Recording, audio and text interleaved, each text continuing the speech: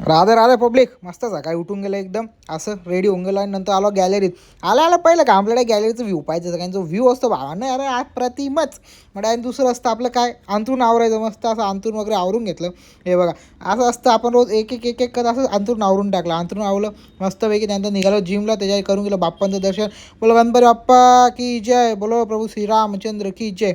मस्त की आलो आपलं वॉर्म वगैरे करून घेतलं. आज केलं होतं अप्पर बॉडीचा असा वर्कआउट. आणि थोडंसं म्हणतं व्हिडिओ काढून घेऊ, फ्लेक्स बिक्स मारून घेऊ. मस्त असा व्हिडिओ वगैरे काढून घेतला फुल फॉर्ममध्ये.